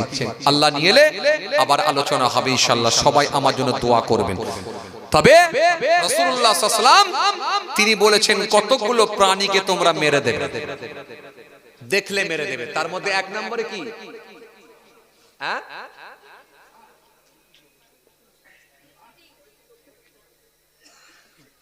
চাচা বলছে সাপ। মারা যাবে না? মারা যাবে। এখন কোন সাপ মারা যাবে না চাচা? বিষাক্ত সাপ মারবেন না? বলে বিষাক্ত আর ঢোরা সাপ না, বাস্তু সাপ মারা যাবে না। আচ্ছা, কোনগুলো বাস্তু সাপ? দেরি হয়ে যাবে, যাক আবার অন্য সময় হবে ইনশাআল্লাহ। বলতে দেরি হয়ে যাবে, কথা বুঝতে পারছেন? যাক, ঠান্ডার রাত, প্রচুর ঠান্ডা, আবার স্টেশনের ধারে, কথা বুঝতে পারছেন না? এমনি খোলা ফাঁকা জায়গা, যদি ভালো করে ও ঘেরা থাকলেও সমস্যা, মানে আরো হিলবে।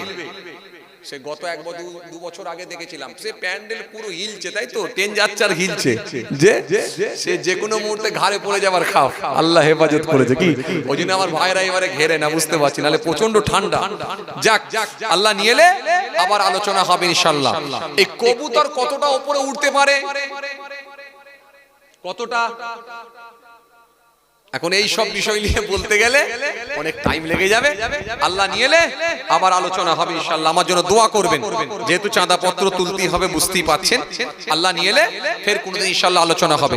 আসেন, ছোট্ট করে দাঁড়িয়ে সালাম পাঠ করে দোয়া হয়ে যাবে। ইয়া নবী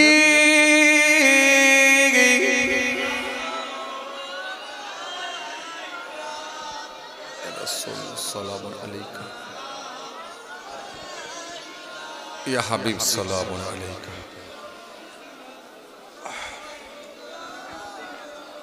সালাওয়াতুল্লাহ আলাইকা। আজ হে ঈদে মুবারক, আজ হে রোজে মুসররত, আজ হে ওয়াক্তে বিলাদত, আজ হে মিলাদে হাজরাত। ইয়া নবী সালাম, ইয়া রাসূল সালাম, ইয়া হাবিব সালাম আলাইকা, সালাওয়াতুল্লাহ আলাইকা। ইয়া নবী সালাম লো আমার, ইয়া রাসূল সালাম লো আমাদের, ইয়া হাবিব সালাম লো বাউলার। মোরা যে সবাই গুনাহগার, ইয়া নবী সালাম, ইয়া রাসূল সালাম, ইয়া হাবিব সালাম আলাইকা, সালাওয়াতুল্লাহ আলাইকা। मीमू से मदीने ही वाले, हे से हसमी ही वाले, मीमू से मेरा हुआ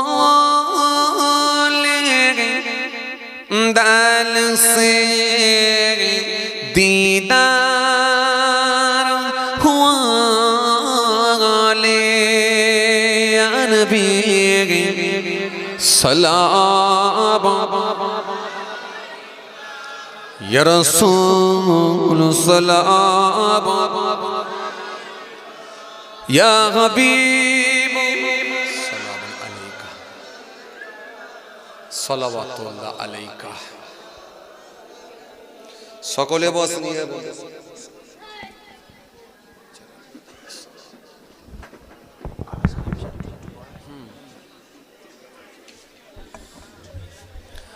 দরুদ শরীফ আল্লাহুম্মা সাল্লি আলা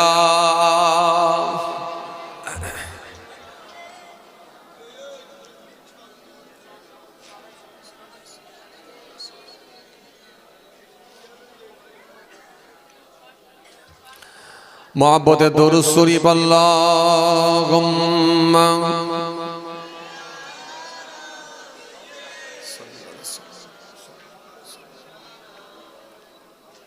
व अला आलि सय्यिदिना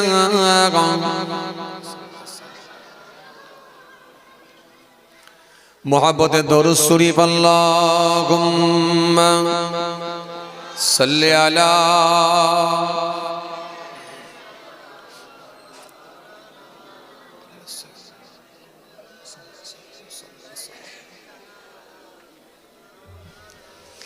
रात की केटे जाबे घूमिए वालों से रात की केटे जाबे घूमिए वालों से तुम्ही की जानबे ना তোমার নিজেকে প্রভুকে প্রভুকে প্রভুকে প্রভুকে আল্লাহুম্মা সাইয়্যিদানা মাওলানা মুহাম্মদ ওয়া আলা আলি সাইয়্যিদানা সাল্লাল্লাহু আলাইহি ওয়াসাল্লাম। তুমি কি কাঁদবে না ও সুফিলে, তুমি কি বলবে না দুহাত তুলে, তুমি কি কাঁদবে না ও সুফিলে, তুমি কি চাইবে না দুহাত তুলে, তুমি কি বলবে না প্রভুর কাছে হৃদয় ঢেলে, হৃদয় ঢেলে রাত কি কেটে যাবে ঘুমিয়ে ওয়ালোं से। তুমি কি জানবে না তোমার নিজেকে প্রভুকে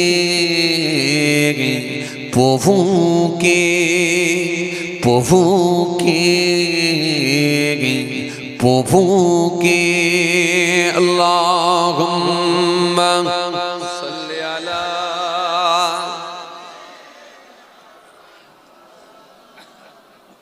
ওয়া আলা আলি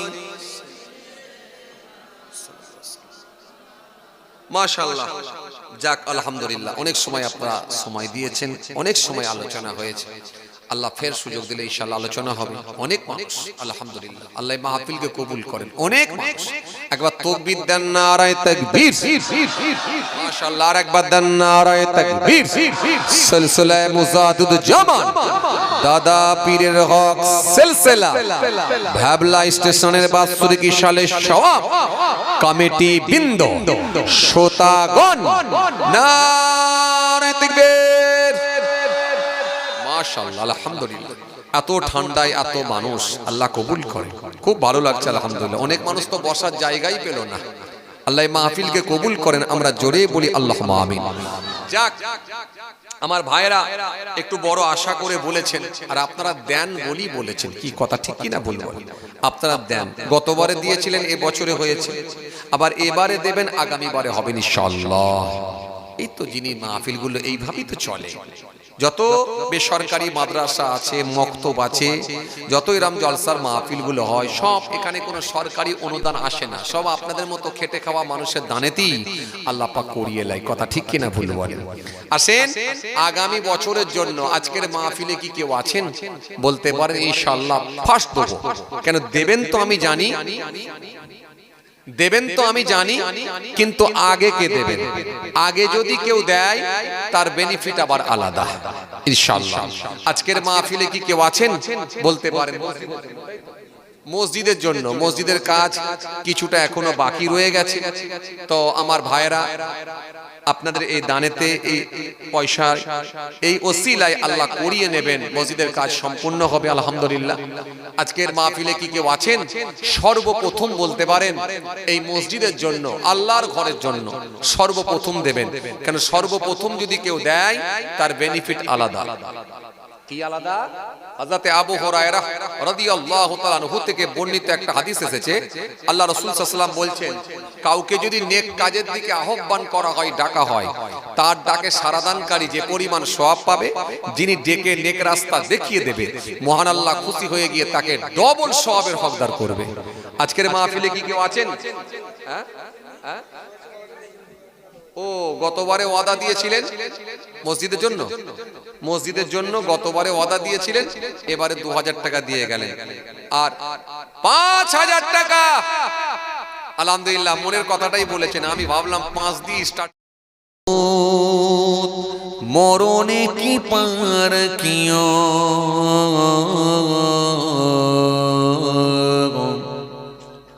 কলে মানুষিপ মরু দিয়া, রমজান মাস করে দিয়া,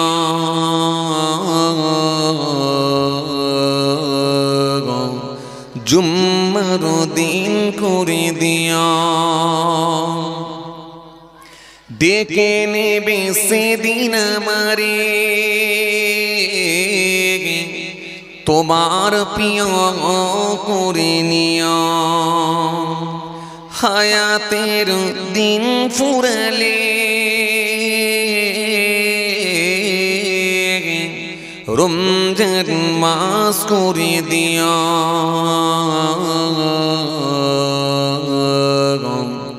জুম্মার দিন করে দিয়া, কলে মানুষিপ মরু দিয়া,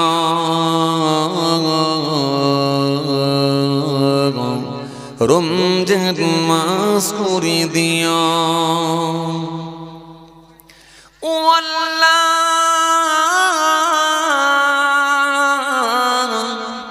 আল্লাহ,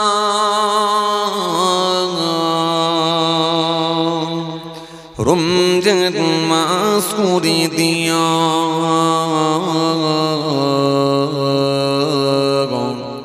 জুম্মার দিন করে দিয়া। আল্লাহুম্মা সাল্লি আলা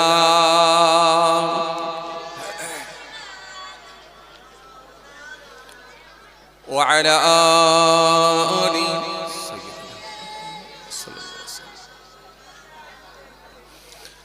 وقال الله تعالى في كلامه المجيد والفرقان الحميد، إن الله لا يغفر أن يشرك به ويغفر ما دون ذلك لمن يشاء، ومن يشرك بالله فقد افترى إثما عظيما. وقال النبي صلى الله عليه وسلم، من متى لا يشرك بالله شيئا دخل الجنة، إلى آخر الحديث أو كما قال. प्यारे हाज़िरान मजलिस, সত্যিও দিনদার, ইমানদার, পরেশগার, মুত্তাকি, বয়োজ্যেষ্ঠ আল্লাহওয়ালা প্রবীণ মানুষেরা আজকের মাহফিলে বসে থাকা নামাজি, রোজাদার, দিনদার, খোদা ভীরু আল্লাহওয়ালা মানুষেরা, বয়োজ্যেষ্ঠ প্রবীণ মানুষেরা, আমার পিতৃতুল্য বাপেরা, জওয়ান যুবক ভাইরা, স্নেহের কচি কচি বাচ্চারা, তরুণ যুবকেরা, জ্ঞানীগুণী মানুষ, শিক্ষিত মানুষ, বুদ্ধিজীবী মানুষ, সোশ্যাল মানুষ, কাজের মানুষেরা, বিভিন্ন রকম কর্মের সঙ্গে সম্পৃক্ত ব্যবসায়ী ভাইয়েরা, আজকের মাহফিলে আগত দিনদার, ইমানদার, আল্লাহওয়ালা বাবাজিরা, বিভিন্ন গ্রাম থেকে, বিভিন্ন পাড়া থেকে আগত ধার্মিক মানুষেরা। চেয়ার ফাঁকা আছে কি? তো আর চট নয় যে একটু আগে আগে চেপে আসবে। চেয়ার ফাঁকা আছে সামনের দিকে, তাহলে একটু আপনারা সামনের দিকে চলে আসেন। যদি চেয়ার ফাঁকা থাকে তাহলে পেছনে অনেক লোক বসতে পারছে না। সামনের দিকে যদি চেয়ার থাকে, সামনের চেয়ারগুলো আগে পূরণ করুন, সামনের চেয়ারগুলো আগে কভার করুন। আজকের মাহফিলে বসে থাকা বিশিষ্ট ব্যক্তিরা, হাফেজে কোরআন, ওলামায়ে কেরাম, হুফাজে কেরাম, আল্লাহ পাকের হাজী বান্দা গণেরা, খাস করে এই মহল্লার ইমাম, আমাদের সকলের কাছে অত্যন্ত সম্মানীয় ব্যক্তি, শ্রদ্ধার পাত্র মোহতারাম ইমাম সাহেব ভাই, পাশাপাশি আরো জানাই এই পাশের মাদ্রাসার ওস্তাদ গণেরা, মাদ্রাসার ছাত্র ভাইয়েরা, আজকের মাহফিলে বসে থাকা ধার্মিক আল্লাহওয়ালা মানুষেরা, সবাইকে আমি আমার অন্তঃস্থল থেকে অনেক অনেক সালাম, শুভেচ্ছা, ভালোবাসা জানিয়ে খুব অল্প সময় সংক্ষিপ্ত কিছু বয়ান করে আপনাদের খেদমত থেকে বিদায়। পাশাপাশি আরো জানাই, যারা আর ইহলোকে নাই, আল্লাহর জামিন ছেড়ে বিদায় নিয়েছেন, নশ্বর ধাম ত্যাগ করেছেন, ধরাধাম ত্যাগ করেছেন, আমাদের থেকে যারা পৃথক হয়ে গেছেন, মাত্র ৩.৫ হাত জায়গা অধিকার করে অপেক্ষায় রত, ইন্তজার করছেন, ওয়েট করছেন সে কিয়ামতের দিনের জন্য, জানাই তাদেরকে আমি আমার অন্তঃস্থল থেকে সালাম এবং মুবারকবাদ। সেই সাথে সাথে আরো জানাই, আজকের মাহফিলে ইচ্ছা থাকা সত্ত্বেও যারা এসে পৌঁছাতে পারেননি, বিভিন্ন রকম কাজে কামে কর্মক্ষেত্রে আটকে যাওয়ার কারণেতে অথবা অসুস্থতার কারণেতে অনেকে এসে পৌঁছাতে পারেননি, অনেকে আবার শ্রবণ করছেন, দূর থেকে শুনছেন। যে যেখান থেকে শুনছেন, যে কোনো ধর্মের হোক, যে কোনো বর্ণের হোক, যে কোনো কালারের হোক, যে কোনো কমিউনিটির হোক, জাতি ধর্ম বর্ণ নির্বিশেষে প্রত্যেককে জানাই আমি আমার অন্তঃস্থল থেকে হার্দিক শুভেচ্ছা, ভালোবাসা। মহান স্রষ্টার কৃপা প্রত্যেক ইমানদারের উপর হোক, আমরা জোরে বলি আল্লাহুম্মা আমিন। মাশাআল্লাহ, ভালো লাগছে আজকে স্টেশনের পাশে এত মানুষের জামায়াত, খুব ভালো লাগছে আজকের মাহফিল, খুব ভালো লাগছে আপনাদের আগমন, খুব ভালো লাগছে আপনাদের এই ঐক্য। বেশ কিছু মানুষ এক জায়গায় জমায়েত হয়েছেন, আমি আশা রাখবো যারা ছড়িয়ে ছিটিয়ে আছেন আপনারাও চেয়ারে এসে বসে যাবেন, আর রেল লাইনে কেউ চলে যাবেন না। এই বাচ্চাগুলো অনেক চলে যাচ্ছে, গার্জেন যদি কেউ থাকে বা কোনো দায়িত্বশীল ব্যক্তি থাকলে এই বাচ্চাদেরকে রেল লাইন থেকে সরিয়ে দেন। ট্রেন যাতায়াত করছে, একবারে রেল লাইনের ধারে, বিপদ হতে বেশিক্ষণ সময় লাগে না, আল্লাহ হেফাজত করেন। তো জায়গাটা ভালো জায়গা, কিন্তু হলে কি হবে, একেবারে খুব বিপজ্জনক, একেবারে রেল লাইনের পাশে, কথা বুঝে আসছে। তো যাই হোক, কমিটির ভাইদেরকে আমি একটু সচেতন থাকতে বলবো। বাচ্চা কাচ্চারা অনেক সময় রেল লাইনের ধারে চলে আসছে, অনেক বয়স্ক মানুষরা চলে আসছে, একটু খেয়াল রাখতে হবে। তো যাই হোক, সর্বশ্রেণীর মানুষ এক জায়গায় জমায়েত হয়েছেন এবং ছড়িয়ে ছিটিয়ে সমস্ত কমিউনিটির মানুষেরাও আছেন, খুব ভালো লাগছে। আল্লাহ মাহফিলকে কবুল করেন। প্রতি বছরই এই মাহফিল অনুষ্ঠিত হয় এই ভ্যাবলা এলাকার মানুষদের উদ্যোগে, আপনাদের সকলের প্রচেষ্টায়, মহান আল্লাহর ইচ্ছায় প্রতি বছরই মাহফিল অনুষ্ঠিত হয়। এবছরও আল্লাহ করিয়ে নিয়েছেন, আল্লাহ পাক এই মাহফিলকে কবুল করেন। আমার দিনদার, ইমানদার, নেক আল্লাহওয়ালা ভাইরা, আজ মাহফিলটা বর্তমানে এমনি খুব বেশি বেশি হচ্ছে, ওয়াজ শোনার ব্যবস্থাপনাটাও অনেক উন্নত মানের হয়ে গেছে। প্রত্যেকের পকেটে পকেটে এখন মোবাইল ফোন, অ্যান্ড্রয়েড ফোন এসে পৌঁছে গেছে। তো সুতরাং আমরা সব তথ্য এখন হাতের মুঠোয় পেয়ে যাচ্ছি, গোটা পৃথিবী আপনার এখন হাতের মুঠোয়। তো সেই জন্য ওয়াজ শোনার যে অভাবটা ছিল সেটা আর নাই, সেটা পূরণ হয়ে গেছে। এবারে পরিপূর্ণভাবে মেনে নেওয়ার লোক দরকার। পরিপূর্ণভাবে যদি মেনে নিতে পারি আমরা, নিশ্চিতভাবে আমরা আল্লাহর কাছে বেনিফিট পাবো, নিশ্চিতভাবে আমরা সওয়াবের হকদার হব। আর পরিপূর্ণভাবে যদি মেনে নিতে পারি, নিশ্চিতভাবে আমার আল্লাহর ওয়াদা আছে, আমি তোমাদেরকে আমার দয়ার জান্নাত দেব। এই জন্য কোরআন শরীফের মধ্যে আল্লাহ রাব্বুল আলামিন বলেছেন, ইয়া আইয়ুহাল্লাযীনা আমানু দুখুলু ফিস-সিলমি কাফা, হে ঈমানদারেরা তোমরা সম্পূর্ণভাবে ইসলামের মধ্যে দাখিল হও। ফিস-সিলমি, ইসলামের মধ্যে, কাফা সম্পূর্ণভাবে, পরিপূর্ণভাবে ঢোকো, যাতে করে তোমাদের ভেতরে কোনো ত্রুটি না থাকে। ওয়ালা তাত্তাবিউ খুতুওয়াতিশ শাইতান, শয়তানের পথ তোমরা ধরবে না, অনুসরণ করো না। ইন্নাহু লাকুম আদুউম মুবিন, নিশ্চয় সে হলো তোমাদের প্রকাশ্য শত্রু, প্রকাশ্য দুশমন। এজন্য শয়তান থেকে বেঁচে পরিপূর্ণভাবে ইসলামের মধ্যে দাখিল হওয়ার নাম হলো মুমিন, ঈমানদার। আর যদি হতে পারো, নিশ্চিতভাবে আমি আল্লাহ তোমাদেরকে আমার প্রিয় বান্দা হিসাবে আমি কবুল করে নেব। ভাইরা আমার, বন্ধুরা আমার, সাথী মহব্বতের ভাইরা, এই জন্য সম্পূর্ণভাবে ইসলামের মধ্যে দাখিল হওয়া, পরিপূর্ণভাবে ইসলামের মধ্যে দাখিল হওয়া, এটা আপনাকে দেখে নিতে হবে, এটা আপনাকে দেখে নিতে হবে। শুধু যে মুখে দাঁড়িয়ে আর মাথায় টুপি, বড় জুব্বা লাগালাম মানি ধর্মের পরিপূর্ণভাবে মেনে নিতে পারলাম, এমনটা কিন্তু নয়। এজন্য কোরআন শরীফের মধ্যে আল্লাহ পাক ফের অন্য জায়গায় আয়াত দিলেন, ইয়া আইয়ুহান নাসু উবুদু রাব্বাকুমুল্লাযী খলাকাকুম ওয়াল্লাযীনা মিন ক্বাবলিকুম লাআল্লাকুম তাত্তাকুন। ইয়া আইয়ুহান নাস, হে মনুষ্য জাতি, মানুষ সকল, উবুদু, ইবাদত করো, জিকির করো, উপাসনা করো, আরাধনা করো, কার? রব্বাকুম, তোমার রবের, তোমার আল্লাহর, তোমার স্রষ্টার, তোমার মালিকের। মালিকের ইবাদত করো, রবের ইবাদত করো। উপাসনা, আরাধনা, বন্ধনা কার? মালিকের। করলে কি হবে? ইয়া আইয়ুহান নাসু উবুদু রাব্বাকুমুল্লাযী খলাকাকুম, যদি বলো কেন করব? আল্লাযী, যিনি, খলাকাকুম, তোমাকে সৃষ্টি করেছেন, ওয়াল্লাযীনা মিন ক্বাবলিকুম, তোমার পূর্বের মানুষগুলোকেও যিনি সৃষ্টি করেছিলেন। উদ্দেশ্য একটাই, সেটা কি? লাআল্লাকুম তাত্তাকুন, যাতে করে তোমরা মুত্তাকি, পরহেজগার, খোদাভীরু হতে পারো। এই মুত্তাকি, পরহেজগার বানানোর জন্য আল্লাহ বলছেন আমার ইবাদত করো, ইবাদতের নির্দেশ দিয়েছেন। তাহলে ইবাদত করলে কি হবে? তুমি পরহেজগার, মুত্তাকি, খোদাভীরু হয়ে যাবে। কথা বুঝে আসছে? তুমি যদি মুত্তাকি, পরহেজগার হয়ে যেতে পারো, তাহলে আমার কাছে বেনিফিট পেতে পারো। কিন্তু আপনাকে এবার হিসাব করে দেখতে হবে, দাঁড়ি রাখলে কি মুত্তাকি হওয়া যায়? বড় জুব্বা জলসার দিনে আর ঈদের দিনে পরে ফেললি কি মুত্তাকি হওয়া যায়? মাথায় টুপি দিলি কি মুত্তাকি হওয়া যায়? নিজেকে একজন নামাজি বলে দাবি করলি কি মুত্তাকি হওয়া যায়? না, মুত্তাকি হতে হবে।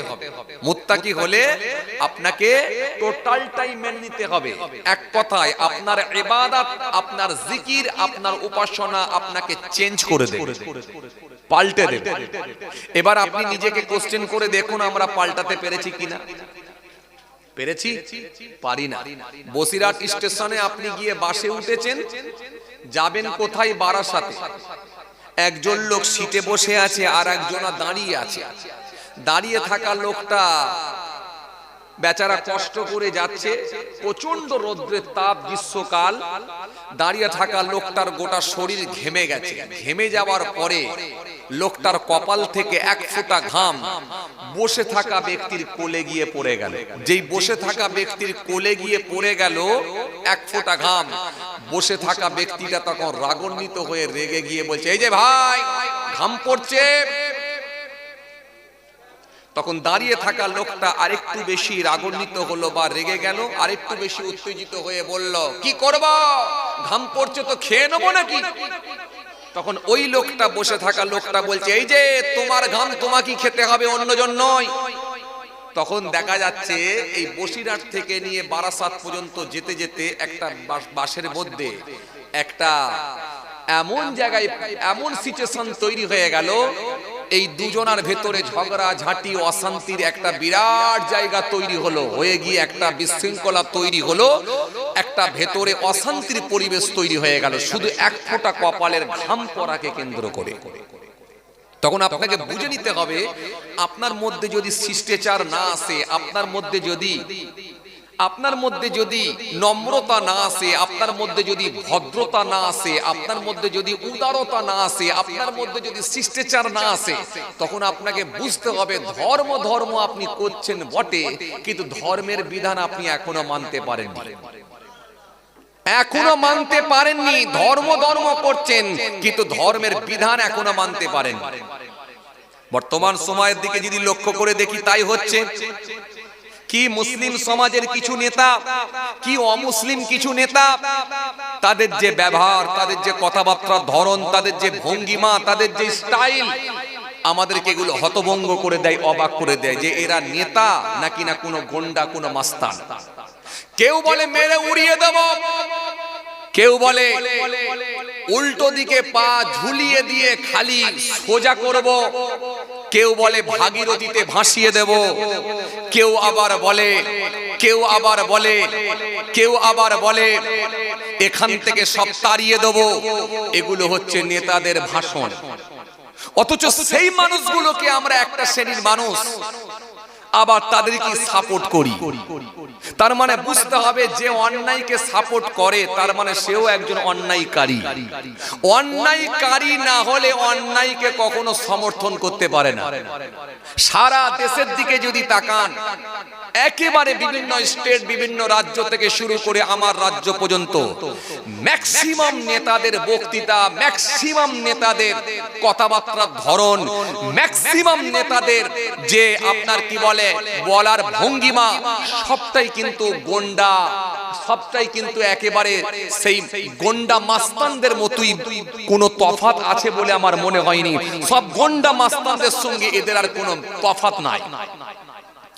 ভাবতে অবাক লাগে। অথচ আমরা ধর্ম করে লাপালাপি করছি। কেউ মসজিদ বানাবো বলে লাপালাপি করছি, কেউ বা আবার মন্দির বানাবো বলে লাপালাপি করছি। সারা ভারতবর্ষ জুড়ে মন্দির আর মসজিদের রাজনীতি চলছে, কিন্তু এরপরও মানুষ নম্র হয়েছে হয়নি, মানুষ ভদ্র হয়েছে হয়নি, মানুষের মধ্যে শিষ্টাচার এসেছে আসেনি, মানুষের মধ্যে উদারতা এসেছে আসেনি, মানুষের মধ্যে সম্প্রীতি এসেছে আসেনি, মানুষের মধ্যে সেই মনোবৃত্তি আসেনি। এখন মানুষ পুরো হিংস্র পশুর ন্যায় হয়ে গেছে। তাদের কর্মকাণ্ডের মাধ্যম দিয়ে, তাদের কার্যকলাপের মাধ্যম দিয়ে, তাদের বক্তৃতার মাধ্যম দিয়ে, তাদের ভাষাগত দিক দিয়ে, সব দিক দিয়ে যদি মিলিয়ে দেখেন, একটা হিংস্র পশুর থেকেও মানুষের আচার ব্যবহার কথাবার্তা খারাপ হয়ে গেছে। সুতরাং আমাদের অবাক করে যে এরা আবার কি করে মন্দির মসজিদের রাজনীতি করে। আরে মন্দির মসজিদের রাজনীতি যদি হয়, মন্দির মসজিদ তো সব আপনাকে শেখাবে, ভালো বানাবে, আপনাকে তো ভালো করে দেবে মন্দির মসজিদ। মন্দির তো একটা ধর্মীয় স্থান, ধর্মীয় জায়গায়, সেখানে উপাসনা করা হয়। মসজিদ তো একটা ধর্মীয় স্থান, সেখানে গিয়ে মানুষ ইবাদত করে, উপাসনা করা হয়। তো এই মসজিদে গিয়ে যদি আপনি উপাসনা করেন, মন্দিরে গিয়ে যদি উপাসনা করেন, গির্জায় গিয়ে যদি প্রার্থনা করেন, উপাসনা করেন, আপনি তো ভালো হয়ে যাবেন। তো ভালো হতে পেরেছি কোথা আমরা? ভালো হতে পেরেছি কোথা?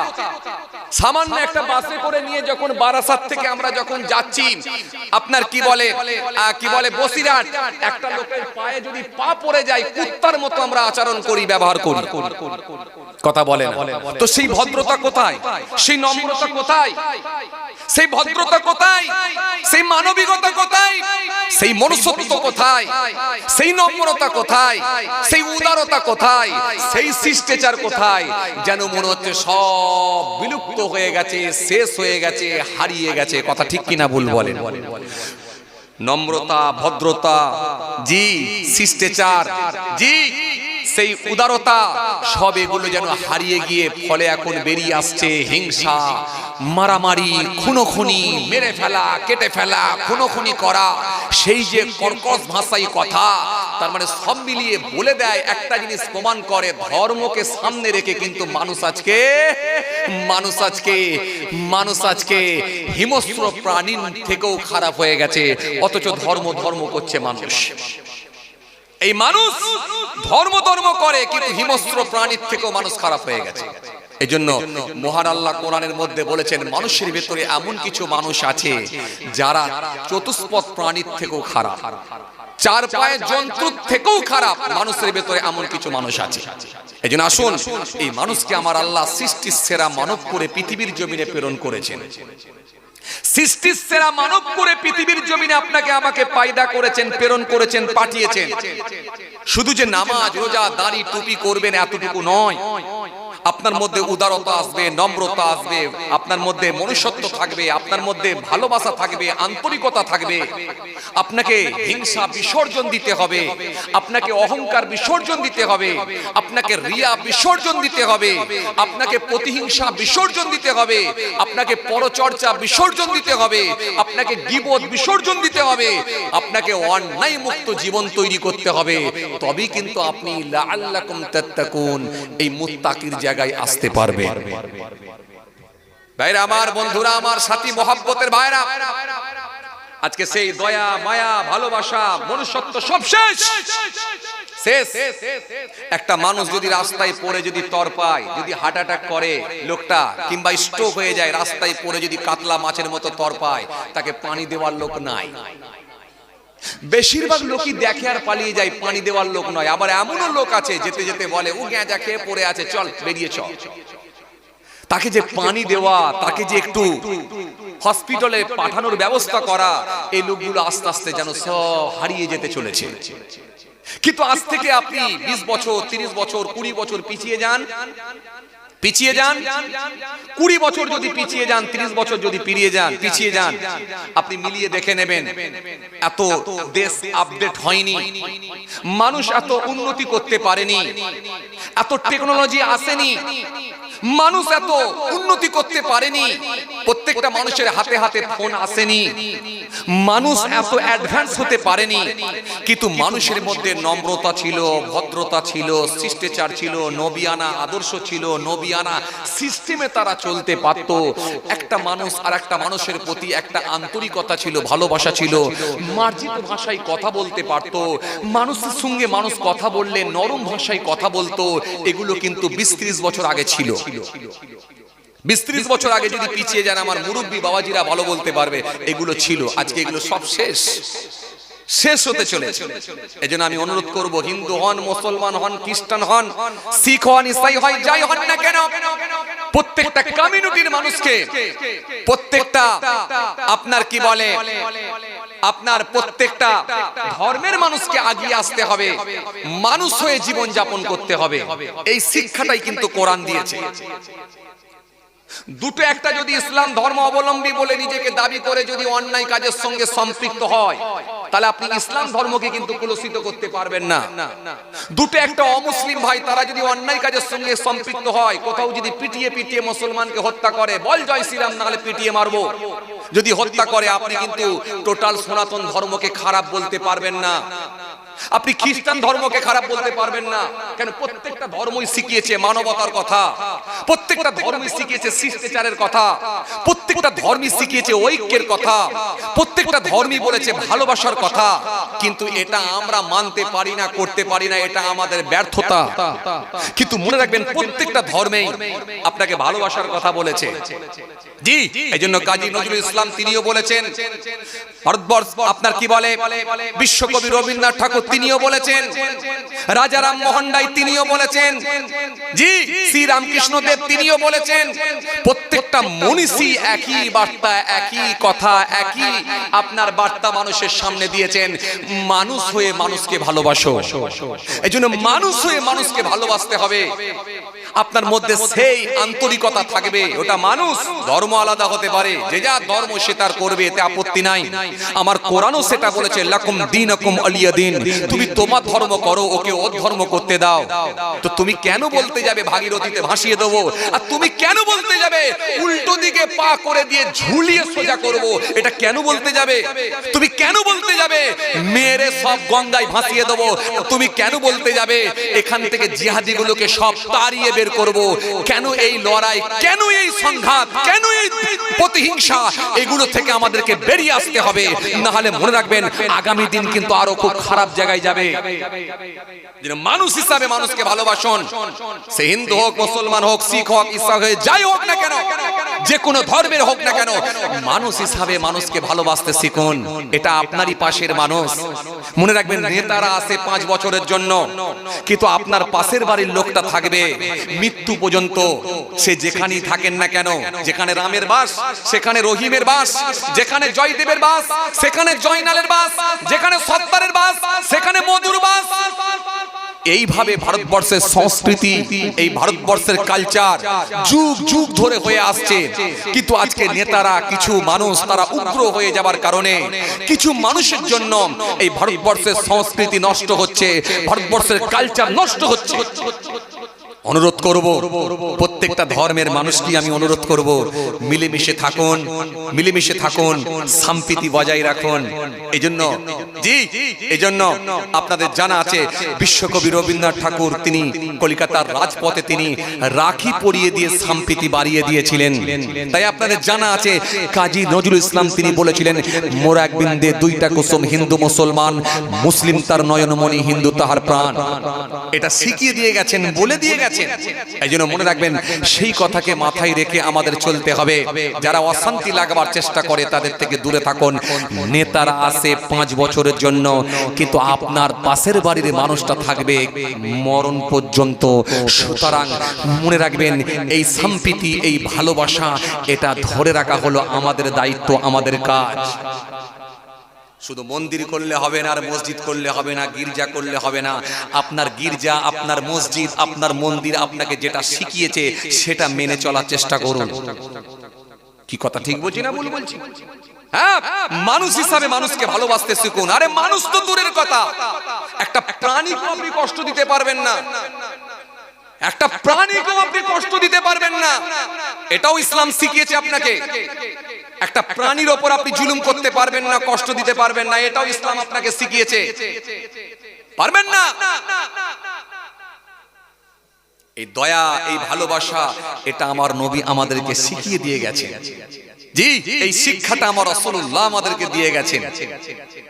জি, আপনি ইসলাম ধর্মের মানুষ হলে আপনার মধ্যে দয়া থাকবে, মায়া থাকবে, দয়া থাকবে, মায়া থাকবে, আপনার মধ্যে আন্তরিকতা থাকবে। মানুষকে তো কষ্ট দেওয়া দূরের কথা, একটা প্রাণীকে পর্যন্ত কষ্ট দিতে পারবেন না। ভাইরা আমার, বন্ধুরা আমার, সাথী মহব্বতের ভাইরা, হাদিস পাকের মধ্যে পাওয়া যায় হযরতে আবু হুরায়রা রাদিয়াল্লাহু তাআলা আনহু থেকে বর্ণিত একটা হাদিস এসেছে। জি, আল্লাহ রাসূল সাল্লাল্লাহু আলাইহি সাল্লাম জি তিনি সুন্দর করে জানিয়েছেন। হযরতে আবু হুরায়রা রাদিয়াল্লাহু তাআলা আনহু থেকে বর্ণিত হাদিস, আল্লাহ নবী সাল্লাল্লাহু আলাইহি সাল্লাম সুন্দর করে জানালেন। ভাইরা আমার, কিতাবের মধ্যে পাওয়া যায় তৎকালীন সময়ে এক ব্যক্তি রাস্তার উপর দিয়ে হেঁটে হেঁটে হেঁটে হেঁটে যাচ্ছেন। মানুষটি অত্যন্ত পিপাসায়, তেষ্টায়, পিপাসায় কাতর হয়ে পড়ল। পিপাসায় যখন কাতর হয়ে পড়েছে, লোকটি তখন পানির অন্বেষণ করতে লাগলো, খুঁজতে লাগলো কোথায় গেলে একটু পানি পাবো, পানি কোথায় গেলে একটু পানি পাবো। হে তরুণিয়া, নওজওয়ান জামাকেরা, হে আমার মুরব্বিয়ানেরা, বাবারা সরে দিয়ে তৎকালীন সময়ে এরকম অ্যাভেলেবেল সাবমার্সিবল কল ছিল না, এরকম ভাবে দোকানের ব্যবস্থাও ছিল না। ঘন ঘন ঘন ঘন এরকম 2 কিলোমিটার 4 কিলোমিটার ছাড়া বাজারও ছিল না। এত ভালো ভালো দোকানও ছিল না, এত সুন্দর সুন্দর দোকানও ছিল না। 2-4 কিলোমিটার ছাড়া ছাড়া বাজারের ব্যবস্থাও ছিল না। তৎকালীন সময়ে মানুষকে বড় কষ্ট করে জীবন যাপন করতে হতো। রাস্তাঘাট এত উন্নত মানের ছিল না। এক জায়গা থেকে আর এক জায়গা যেতে হলে মরুভূমির বালুর উপর দিয়ে যেতে হতো। তৎকালীন সময়ে যদি এক জায়গা থেকে আর এক জায়গায় যেতে হতো, ঘন জঙ্গলের মধ্য দিয়ে কোথাও আবার পাহাড়, কোথাও পাহাড় পর্বতের ঘেঁষা, এই বড় কষ্ট করে এক জায়গা থেকে আর এক জায়গায় যেতে হতো। এক জায়গা থেকে আর এক জায়গা যাওয়া বড় কঠিন ছিল। তৎকালীন সময় এরকম অ্যাভেলেবেল দোকানদারির ব্যবস্থা ছিল না, এরকম বড় বড় বাড়ি ছিল না, এরকম উন্নত মানের সুন্দর সুন্দর গাড়িও ছিল না। হাঁটা পথ, এক জায়গা থেকে আর এক জায়গায় যেতে হলে হেঁটে হেঁটে যেতে হতো। কখনো কখনো আবার উটের পিঠে সওয়ার হয়ে যেতে হতো।